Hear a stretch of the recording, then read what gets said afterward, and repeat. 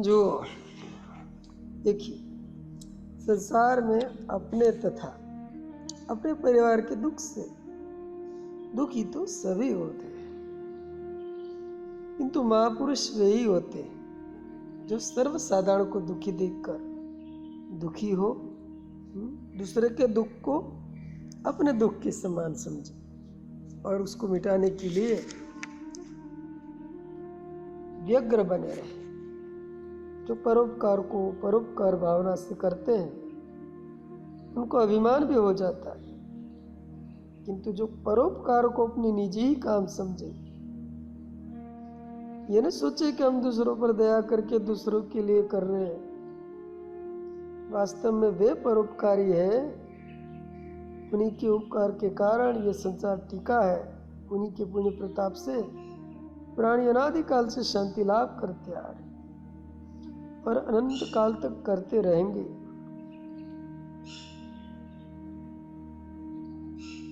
भगवान नारद ऐसे परोपकारी हैं। सूत जी के मुनियों, आपने मुझसे पूछा था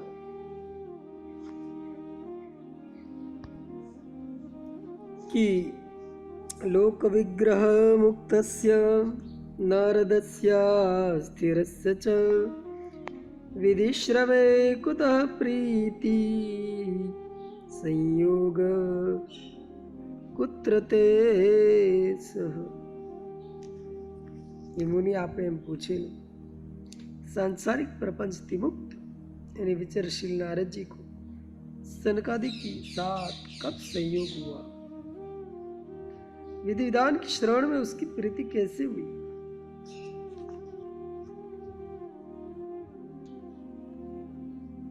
तो मैं उसका उत्तर देता हूं। इस विषय का एक बड़ा ही मनोरंजक भक्तिवर्धक इतिहास है, बड़ी रहस्यमयी कहानी है, वह सब किसी को नहीं बतलाई जाती। प्राय तत्ववेता मुनि ऐसी कथाओं को सहसा कहते नहीं। शौनक जी ने पूछा, सूत जी इतनी रहस्यमय कथा आपने कैसे सुनी, किससे सुनी? सूत जी बोले, महाराज मेरे ऊपर तो मेरे गुरुदेव भगवान शुक्र की कृपा हो गई। उन्होंने मुझे अपना अनन्य एकांतिक भक्त शिष्य समझकर इस कथा को सुनाया था। इस पर भी ऐसे एकांत में सुनाया था जब दूसरा कोई था ही नहीं।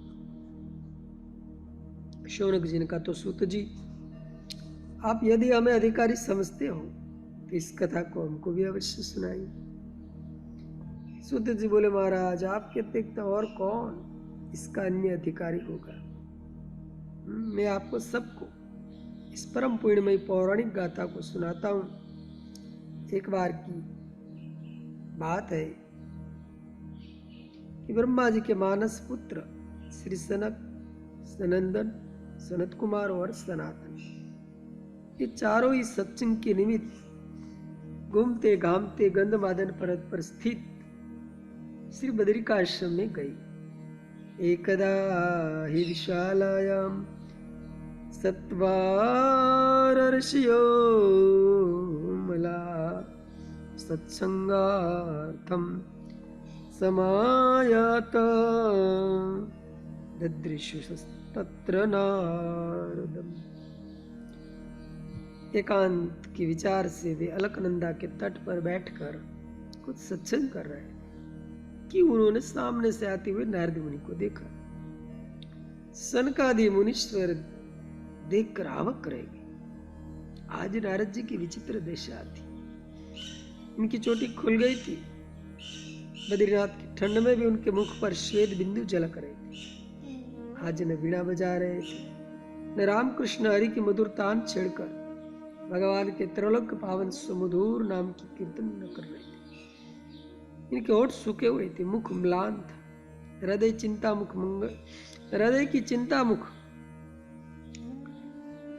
चिंता मुखमंडल पर झलक रही थी। सपाट के साथ स्वर्गारोहण की ओर दौड़े जा रहे। सनकादि मुनीश्वर यद्यपि सन्मुख ही बैठे थे, किंतु उन्हें देखा ही नहीं। चिंता में निमग्न वे आगे ही चले जाते थे। तब तो कुमार ने पुकारा, नारद जी कहाँ चले हो कहाँ चले? तब नारद जी को चेत हुआ, पीछे फिर कर देखा तो उन्हें अपने चारे बड़े भाई को दिखाई दी।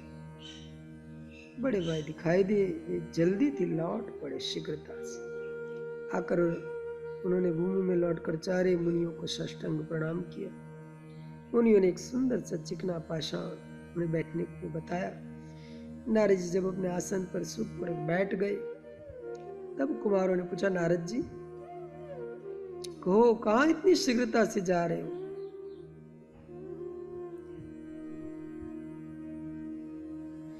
कथम ब्रह्मन्दिन मुख कुतश्चिंता तुरु भवान त्वरितं गम्यते कुत्र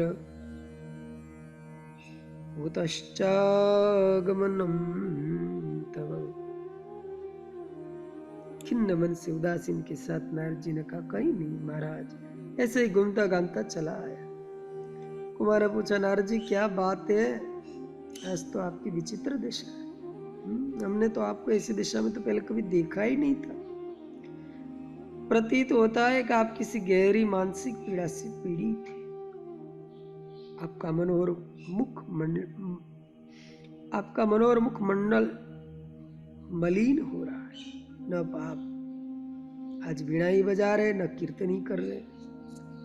पहले तो आप सदा मत गंध की चाल से आनंद में विभोर होकर झूमते हुए चलते थे। आज तो आप दौड़ लगा रहे। इस समय आप कहां से रहे और कहां जाने की इच्छा है? आपकी आकृति से तो इस व्यापारी की सी हो रही है जिनका सर्वस्व तस्करों ने लूट लिया और वह सर्वस्व गवाया वणिक खिन्न मन में कहीं दौड़ा जा रहा हो। आप तो ब्रह्मज्ञानी है, परम विरक्त है, माया मोह से रहित है। आपके लिए ऐसा चिन्ह शोभा नहीं देते। अच्छा, हमें अपनी चिंता का कारण बताओ। यदि हमारे योग्य कोई कार्य होगा तो हम आपकी सहायता भी करेंगे। नारद जी ने नम्रता के साथ कहा, भगवान आप तो मेरे बड़े भाई हैं, ब्रह्मज्ञानी हैं, आपसे भी अपनी चिंता न कहूँगा तो और किससे कहूँगा? आपने जो पूछा है मैं बताता हूँ। इस समय में मर्तलोक से आ रहा हूँ।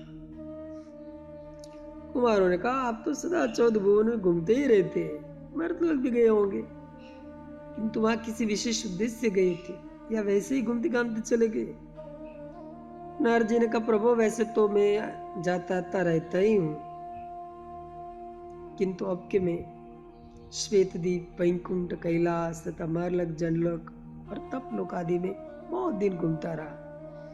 इन देवलोकों में घूमते घूमते मेरे मन में इच्छा हुई, ये सब लोग तो भोग लोग हैं, इनमें कोई आगे के लिए कर्म तो करते ही नहीं, भोग भोगते रहते। एकमात्र बोलो कि ऐसा लोक है जो कर्मलोक है। यहीं से कर्म करके प्राणी स्वर्ग, नरक तथा अन्य लोक में जाते हैं। पृथ्वी पर बड़े बड़े पुण्यपद पवित्र तीर्थ है, 3.5 करोड़ तीर्थ पृथ्वी पर विद्यमान है, एक से एक बढ़कर पुण्य देने वाले हैं। तो चलो वहां चलकर साधु संतों से सत्संग करेंगे, तीर्थ में भ्रमण करेंगे। यही सोचकर मैं ऊपर के लोकों से चल दिया। तो कुमारों ने पूछा, तो फिर आप कहां कहां गए? किन किन पुण्य तीर्थों की यात्रा की? नारद जी ने कहा, भगवान हम पृथ्वीं यातो ज्ञात्वा सर्वोत्तमामिति पुष्करं च प्रयागं च काशीं गोदावरीं तथा हरिक्षेत्रं कुरुक्षेत्रं श्रीरंगं सेतुबन्धनम् एवमादिषु तीर्थेषु ब्रह्माण इतस्ततः। नारद जी ने कहा, भगवान सबसे पहले तो मैं सब तीर्थों का जो गुरु है पुष्कराज वहां गया, जहां से हमारे पिताजी ने सृष्टि आरंभ की। पुष्कर तीर्थ से स्नान करके फिर मैं समस्त तीर्थों के राजा प्रयागराज में आया, जहाँ गंगा यमुना आकर मिलती है, जहाँ पर कभी न क्षय होने वाला अक्षय वट है। फिर समक्ष क्षेत्रों में जो सर्वोत्तम क्षेत्र माना जाता है, मरने मात्र से मुक्ति हो जाती है, उन वाराणसी क्षेत्र काशीपुरी में गया। फिर कलयुग में समस्त पापों को हरने वाले गोदावरी गंगा में स्नान करने के निमित्त दौड़ाया। फिर मायापुरी हरिद्वार में गया। कहाँ तक गिनाऊं महाराज, हरिहर क्षेत्र, कुरुक्षेत्र, श्रीरंगम, रामेश्वर जी, द्वारका जी, और भी जितने प्रसिद्ध प्रसिद्ध पापहारी पुण्य क्षेत्र सभी में गया।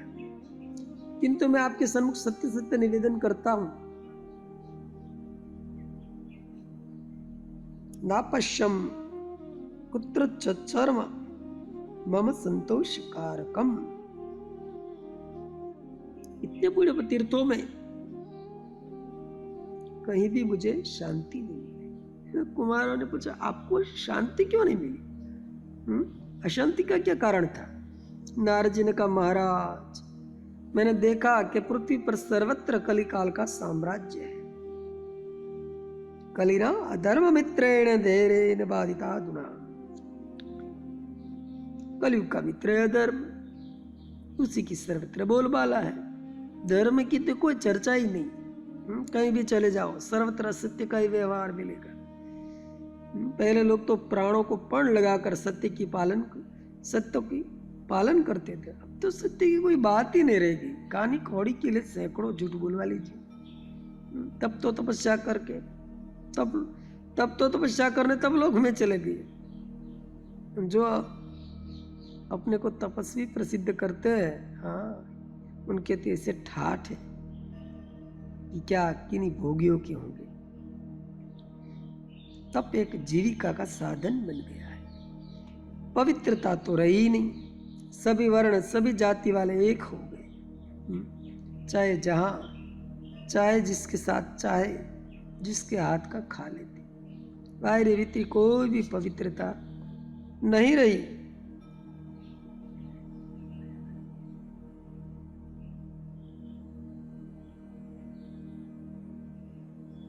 दया का तो लेश ही नहीं रहा। लोग सन्मुख भूख से तड़पते लोगों को देखते हैं। अपने घर में अन्न है, यह नहीं कि मुट्ठी भर अन्न दे दे। कह देते ये काम तो शासकों का है, हम अपना अन्न क्यों दे। मनुष्य बड़े निर्दयी बन गए। तनिक सी बात के लिए सगे संबंधियों का वध कर डालते। दान का तो नाम ही नहीं रह गया। अब तो कहते हैं दा न, दा न, दा शब्द का नाम भी मत लो। लाला का नाम लो। अब तो हा पेट इसी की ओर चार और पुकार मच रही है।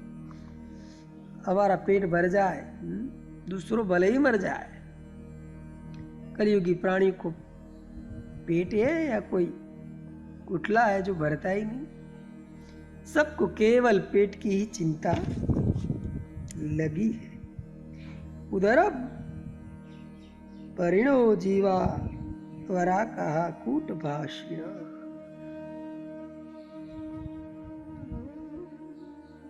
व्यवहार कपट में बन गया है। बात बात में छल कपट। एक देंगे चार लिखवाएंगे। रुपयों को शासक से छिपावेंगे, कुछ का कुछ बतावेंगे, स्वयं कपट करेंगे, अपने सगे संबंधियों को करवाएंगे, धूर्त दुष्ट तथा धर्मियों को उत्कोष लेके घूस खिलावेंगे। सारांश यही है कि कोई भी व्यवहार ना ऐसा करेंगे जिसमें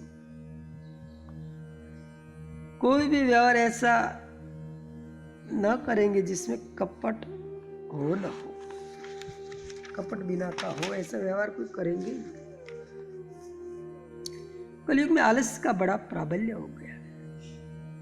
लोग अरुणोदय में उठने को कौन कहे। एक प्रहर दिन चढ़े तक शैया पर पड़े रहते। शैया पर पड़े पड़े ही बिना शौच से निवृत्त हुए पेय पदार्थ चाय पी लेते, अखाद्य खा लेते।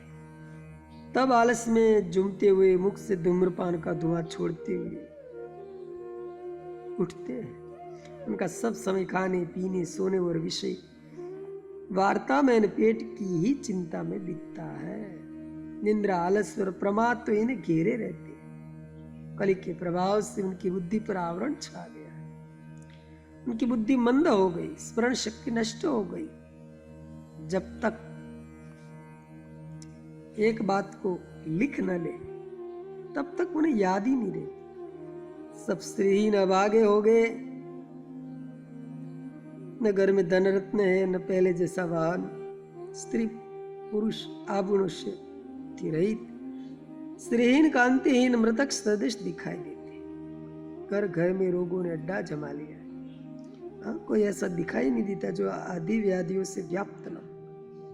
सर्वत्र पाखंड की प्रचुरता है, बात बात में पाखंड।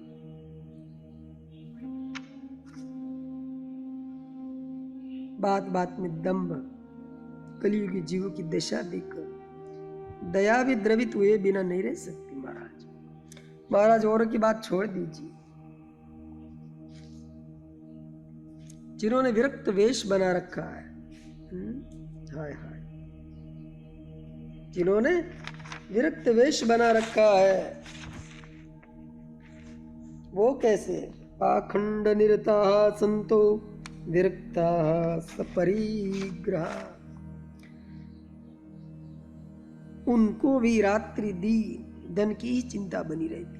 वे भी कोई जंत्र मंत्र देते, कोई औषधि बेचते, कोई ज्ञान की बिक्री करते, कोई पुस्तक का व्यापार करते, लाखों रुपया कमाते, कहने को विरक्त, किंतु धन में तथा स्त्रियों में सदा अनुरुक्त बनी रहते। चेलों की अपेक्षा चेलियों की चिंता इन्हें अधिक होती है, क्योंकि वे ही तो धन लाकर देती है या दिलाती है। हाँ, विरक्तों के जो ठाट बाट है वे गृहस्थी के नहीं, क्योंकि उनकी एकमात्र यही साधना रहती है कि कैसे बड़े घर की स्त्रियों को शिष्य बनाया जाए। गृहस्थियों के घर में स्त्रियों का साम्राज्य हो गया है। श्रीमती जी के मुख से जो निकल गया उसे हमारे पिता ब्रह्मा जी भी अन्यथा नहीं कर सकते। पुरुष स्त्रियों के अधीन हो गए। वे अपने पिता, चाचा, ताऊ तथा बड़े भाई आदि की सम्मति नहीं लेते।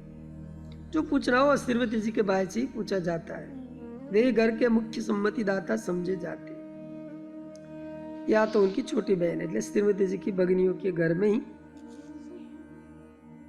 उत्सव पर प्रधानता होती है।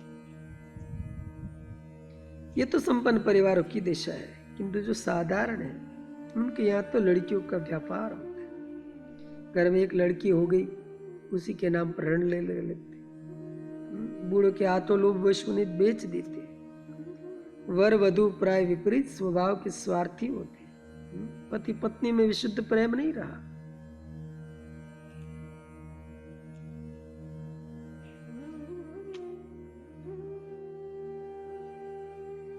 इसलिए घरों में नित्य कलह होती है। गृहस्थ जीवन रौरव नरक से भी अधिक विभत्स बन गया है। गृहस्थियों की बात तो पृथक रही। महात्माओं के आश्रम में नित्य वही अभियोग और लड़ाई की चर्चा होती है। यवनों का आश्रमों पर आधिपत्य हो गया है। आश्रमा यवने रुद्दास तीर्थानि सरित तथा देवताया तरान्यत्र दुष्टेर नष्टानि भूरिशा। यवनों का आश्रमों पर आधिपत्य हो गया है। पूर्ण क्षेत्र में उन्हीं की प्राधान्यता है। वे आर्यवैदिक सनातन धर्म से द्वेष रखते। मठ, मंदिर, तीर्थ स्थानों को उन्होंने अपने अपने अधिकार में कर लिया है। दुष्टों ने तो देवालय को नष्ट भ्रष्ट करके अपवित्र और दूषित कर दिया। कुमारों के नारद जी, आप तो बड़ी विचित्र बात कह रहे हैं। पृथ्वी पर कलिकाल ने इतना अधिकार कर लिया। क्या सभी लोग सत्य, सदाचार, शौच, दया, धर्म तथा सद्गुणों से रहित बन गए? अजी कुछ तो भगत, भक्त, सिद्ध तथा योगी तपस्वी होंगे ही। खिन्नता के साथ नारद जी ने कहा, जी महाराज क्या पूछते हो? न ये योगी नैव सिद्धो वा न ज्ञानी सत्क्रियो नरः कलिदावा नलेनाद्य साधनम भस्मतां गतम। हरे महाराज, कलिकाल रूपी दावानल से सभी साधन जलकर भस्म हो। अब वहां न कोई योगी है, न सिद्ध ज्ञानी है, न वैदिक कर्मकांड को करने वाले। अब तो भगवान सब दंभ है, छल है, कपट है, पाखंड है, दिखावा है और ठगी का व्यवहार। महाराज पहले युगों में तो 3 बातों अत्यंत ही निंद्य मानी जाती थी। कुमार ने पूछा कौन सी 3 बातें अत्यंत निंद्य मानी जाती थी? नारद जी ने कहा महाराज एक तो अन्न बेचना, सुखान बेचना इतना बुरा नहीं माना जाता, किंतु पक्का अन्न बेचना तो महापाप माना जाता। जो लोग मिठाई भी बेचते थे उनके हाथ का छुआ हुआ कोई नहीं खाता था, वे बेचने के लिए अन्य लोगों को रखते थे। अब तो कलयुग में स्थान स्थान पर भोजनालय खुल गए, गिन गिन कर रोटी बेची जाती है। यहाँ तक कि अपने घर में अतिथि आता है उससे भोजन का मूल्य लेते थे, उससे भोजन का मूल्य ले लेते। अब पक्के अन्न को बेचना एक साधारण सी बात हो गई। आश्रमों में भी पका अन्न बेचा जाता है, ये इतने आने का भोजन है, ये इतने का। दूसरी अत्यंत निषेध बात थी वेद विक्रय, वेतन लेकर पढ़ाना बड़ा निषेध समझा जाता था। परंतु अब तो सभी अध्यापक वेतन लेकर ही पढ़ाते हैं, यहाँ तक कि अपने को त्यागी व्यक्त कहने वाले भी पुस्तक के लिखकर बेचते हैं। ये भी वैतानिक अध्यापन के ही समान है। तीसरी बात कि वेश्यावृत्ति अत्यंत निंद मानी जाती थी। सो महाराज कलयुग में तो प्राय घर घर में फैल गई। राज की ओर से तो कोई मनाही नहीं। कहने का सारांश इतना ही है कि कलयुगी लोग तमोगुण से आवृत्त हो गए, वे अधर्म को ही धर्म मानने लगे, अपनी युवती लड़कियों को समाज में नचाने में अपना गौरव समझने लगे। विवाह विच्छेद, गर्भ निरोध, ये सब उन्नति के चिन्ह समझाने जाने लगे। देश में दरिद्रता के चिन्ह सर्वत्र दिखाई देने लगे। कहाँ पहले हाट बाट में अन्न सर्वत्र भरा रहता था, कहाँ अब अन्न के दर्शन ही नहीं होते। पहले सभी ब्राह्मण वेद पढ़ते थे, अधिक तो नहीं तो अपनी शाखा का तो अध्ययन करते ही थे। अब तो वे ही वेदों के शत्रु बन गए। पहले स्त्रियां केश बढ़ाकर उसमें वेणी बांधना परम सौभाग्य चिन्ह मानती थी, अब वे केश काटने में बड़प्पन समझती है। कहां तक के भगवान सभी बातें विपरीत हो गई। तीर्थों में पाखंड बढ़ गया है, कहीं यथार्थ बात, जहां देखो वही बनावट। इस प्रकार में पूर्व से पश्चिम तक, उत्तर से दक्षिण तक सर्वत्र घुमा, मुझे सर्वत्र धर्म के विपरीत ही लक्षण दिखाई दिए। इस प्रकार घूमता घामता में एवं पश्यन् कलेर्दोषान् पर्यटन् वहनीमहं यामुनं तटमापन्नो यत्र लीला रेरमुत्। ये महाराज इस प्रकार में घूमता घामता आनंद कंद से कृष्णचंद्र की क्रीड़ा भूमि ब्रज में आया। यमुना के पावन पुलिन में जहाँ रासेश्वर राधिका रमन ने ब्रजांगनाओं के साथ अत्यंत सुखमयी रास क्रीड़ा की थी। इस वृंदावन में गया, वहां मैंने एक अत्यंत आश्चर्यजनक दृश्य देखा। कुमार ने पूछा क्या आश्चर्यजनक दृश्य देखा नारद जी? हाँ ये तो सुनाई। नारद जी ने क्या क्या सुनाओ महाराज, कुछ सुनाने योग्य हो तो सुनाओ। ऐसा दृश्य तो मैंने कभी नहीं देखा। मैंने देखा यमुना जी के किनारे एक सघन निकुंज की छाया में बड़ी सुंदर युवती बैठी है, उसका चित्त अत्यंत खिन्न हो रहा है। एका तो तरुणी तत्र विशीर्ण खिन्न मानसा, उनके सौंदर्य से तो दसों दिशालोकित हो रही थी, किंतु वह बैठी बैठी अश्रु बहा रही थी। उसके कमल के सदस्य बड़े बड़े कमनीय नयनों से निरंतर अश्रु ऐसे बह रहे थे मानो पूर्ण चंद्र से अमृत को बने मोती चल रहे हो। उनके समीप ही 2 वृद्ध पुरुष अचेत पड़े हुए थे। वे लंबी लंबी सांस ले रहे थे। ऐसा लग रहा था कि मानो अब ही ये मरने वाले। वह सुंदरी युवती उन्हें बारंबार जगा रही थी, उनकी सेवा शुश्रूषा कर रही थी। पंखा जलकर सुगंधित जल छिड़कर उन्हें जगाना चाहती। अब वे नहीं जाग, क्यों कहती मूर्छित बने रहते।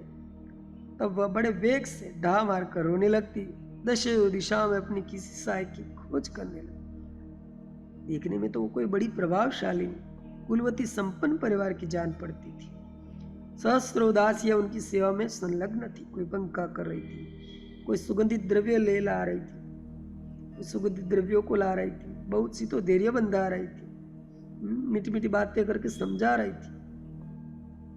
किंतु उसकी वेदना तीव्र थी, वह अत्यंत व्याकुल हो रही थी। उनकी ऐसी दशा देखकर मुझे बड़ी दया आ गई। मुझे अब अधिक देखा नहीं गया और मैं अपने कुतूहल को शांत करने के निमित्त उसके समीप चला गया। महाराज, एकांत में इस प्रकार स्त्रियों के बीच में जाना हम जैसे लोगों को उचित तो नहीं, फिर भी ये सोचकर यदि मेरी सेवा से इसका दुख दूर हो सके, मेरा शरीर इसके काम आ सके तो अति उत्तम है। मैं उसके समीप गया। मुझको देखते ही वह कुलीन नारी खड़ी हो गई। मैं कुछ निर्णय नहीं कर सका कि अब क्या करूं, कैसे बात करूं। मैं वहां से चलने का उपक्रम करने लगा। वह मुझे जाता हुआ देखकर अत्यंत ही करुण स्वर में कहने लगी, महात्मा जी, भो भो साधो क्षणम तिष्ठ मच्चिंतामपि नाशय दर्शनम तव लोकस्य सर्वथागरम परम।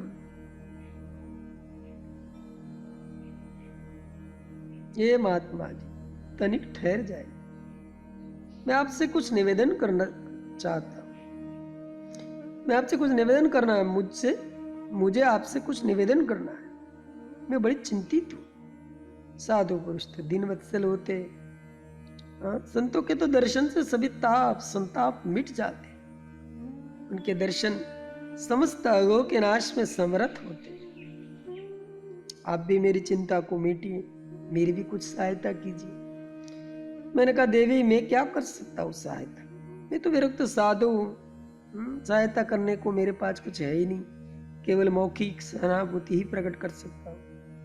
ये सुनकर वह बाला बोली, हे संत शिरोमणि, आपके सहानुभूति पूर्ण वचनों से ही मेरे दुख की बहुत कुछ शांति हो जाएगी। वचनों की बात तो पृथक रही, आपके दर्शन से ही सब कुछ हो सकता है। दर्शनम तव लोकस्य सर्वथागारम परम। साधुओं के तो दर्शन ही परम कल्याणकारी है। अब जैसे संतों का दर्शन अत्यंत भाग्यशाली पुण्यात्मा को ही हो सकता है। जिन्होंने पूर्व जन्म में बहुत पुण्य किए हैं, उन्हें ही साधुओं के दर्शन होते हैं। दर्शन हो जाने पर पाप नष्ट होकर इस जन्म में सुख होता है और अगले जन्मों के लिए सुकृत संचय होता है। इस प्रकार संत का दर्शन जन्मों के पुण्यों के कारण है। यदा भाग्यम भवेद भूरि भवतो दर्शनम तदा। मैंने कहा, देवी, आप जैसे समझ रहे वैसे संतों में हूं नहीं, फिर भी आप अपना परिचय दे। मुझसे जो कुछ भी बन सकेगा आपकी सहायता करूंगा, आपके दुख दूर करने का प्रयत्न करूंगा। पहले तो आप अपना परिचय दीजिए। फिर यह बताइए कि अत्यंत बूढ़े मरणासन व्यक्ति आपके सन्मुख पड़े हैं, ये आपके मातृवंश के कोई मामा, नाना, ये बड़नाना है, या पितृवंश के पिता, पितामह, पिता, अथवा पतिवंश के ससुर, ददिया, ससुर आदि?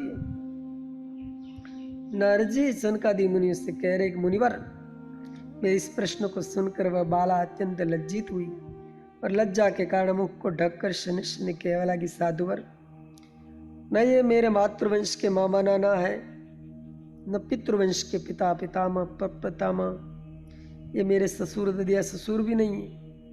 ये दोनों मेरे पुत्र हैं।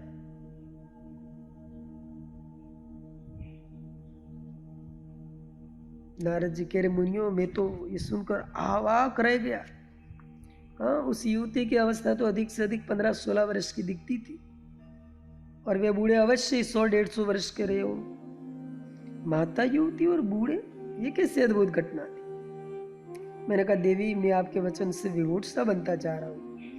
आप बताए कि ये जो आपकी सेवा में संलग्न है वे ये कौन है?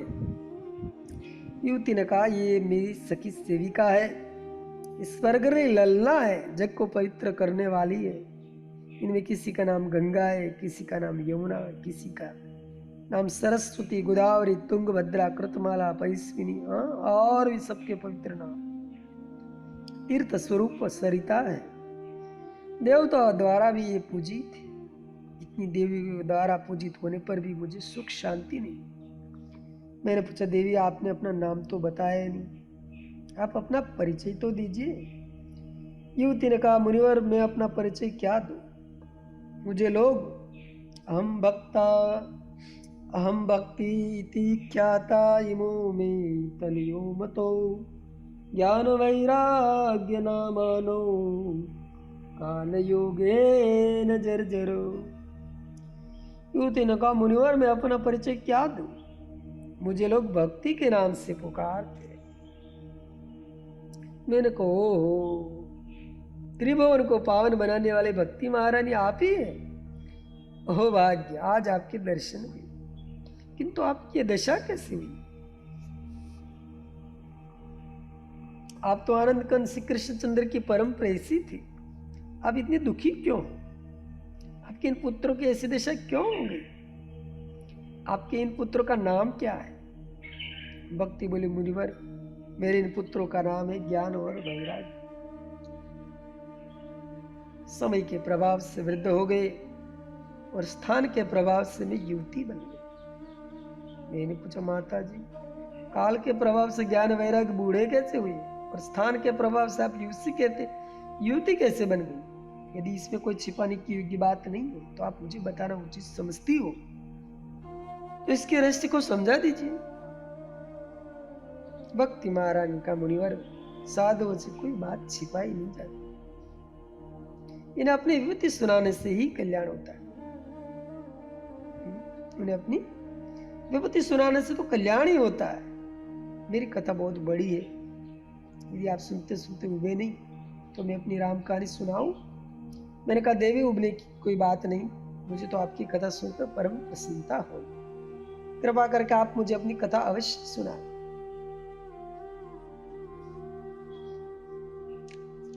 ये सुनकर भक्ति महारानी कहने लगी, मुनिवर आप मेरी संपूर्ण कथा सुनिए और सुनकर मुझे धैर्य बंधाए।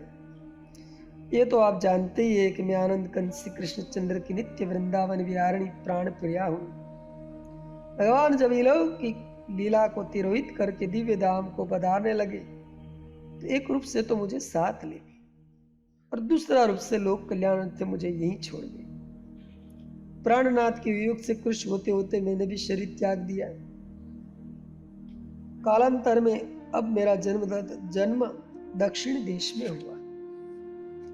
द्रविड़ देश में मैं उत्पन्न हुई। उत्पन्ना द्रविड़े साहम वृद्धिम कर्णाटके गता क्वचित क्वचिन महाराष्ट्रे गुर्जरे जीर्णतां गता। तो मैं द्रविड़ देश में उत्पन्न हुई। मुझे अपने माता पिता का तो स्मरण नहीं है। मैं पृथ्वी पर घूमने लगी। द्रविड़ देश से चलकर मैं कर्नाटक देश में आई। द्रविड़ देशवासियों ने निष्कपट भाव से मुझसे प्रेम तो किया, किंतु उन्होंने मुझे बढ़ाने के लिए कोई रस नहीं। वहां मेरा बाल्य रूप ही रहा। कर्नाटक वासियों ने मुझे बढ़ाया तो अवश्य, किंतु पुत्री भाव से ही पूजा की। कर्नाटक से चलकर मैं महाराष्ट्र देश में आई। वहां मुझे मातृत्व पद प्राप्त हुआ। वहीं मेरे ज्ञान और वैराग्य ये दो पुत्र पैदा हुए। वहां के संतों ने मेरा आदर किया और मेरे पुत्रों को भी प्यार किया। वहां मेरी अपेक्षा मेरे पुत्रों का ही आदर अधिक रहा। इससे मैं कुछ क्षीण सी पड़ गई। मेरे पुत्र तो युवक हो गए। मेरे शरीर में कुछ वृद्धावस्था से लक्षण दिखाई देने लगे। तो मैं वहां से चलकर गुजरात में आई। वहां मेरी दुर्दशा हुई। मेरे पुत्रों को वहां आदर ही नहीं था। मेरा भी आदर बनावटी ही था। मेरे नाम से दूसरों की पूजा होने लगी। यथार्थ में मुझे बुलाकर मेरी बनावटी वेश का आदर करने लगे। भोले वाले गुजरातियों को पाखंडियों ने फंसा लिया। घोर कलयुग के प्रभाव से पाखंडियों ने मुझे विकृत बना दिया, मेरे अंग भंग कर दिए। मैं विवाह कष्ट और पाखंड के कारण वृद्धा बन गई और मेरे बच्चे भी बूढ़े हो। मैं चिरकाल तक पाखंडियों द्वारा प्रताड़ित की गई, घोर कलयुग के प्रभाव से विकृत सी बन गई। तब मैं अपने बूढ़े पुत्रों को साथ लिया वृंदावन में आई। ब्रज की सरस भूमि में पैर रखते मेरी वृद्धावस्था भाग गई। मुझे अपना दिव्य अर्थात नित्य किशोरी रूप प्राप्त हो गया। वृंदावन का प्रभाव ही ऐसा है।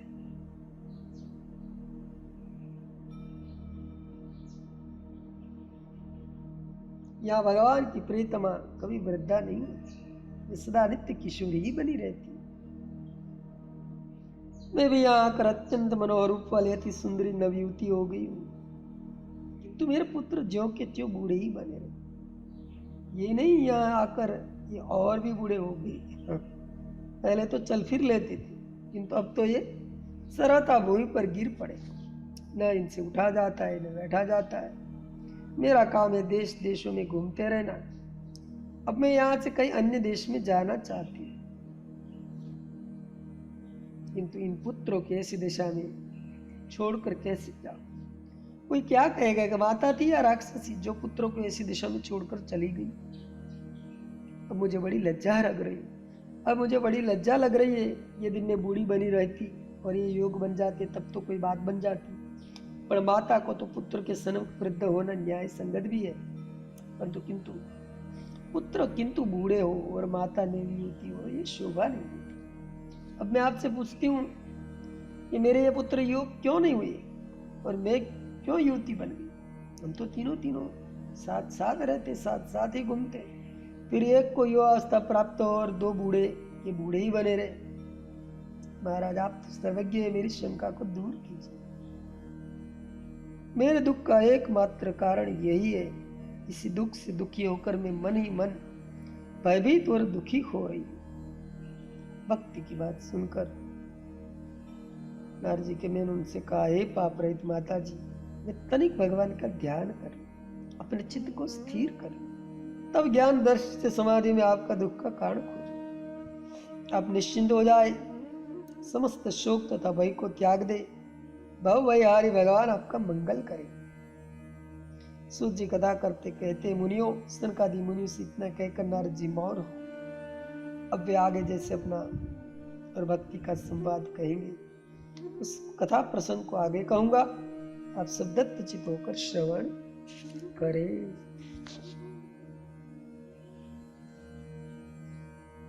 है जामे इतिहास पुरातन ताई सुनाऊं, जाय मिस सप्ता भागवती विधि फल गाऊं। सनकादिक ने लखे दुखित नारद बदरीवन, मलिन वदन अति खिन्न खेदत को उच्चो कारण।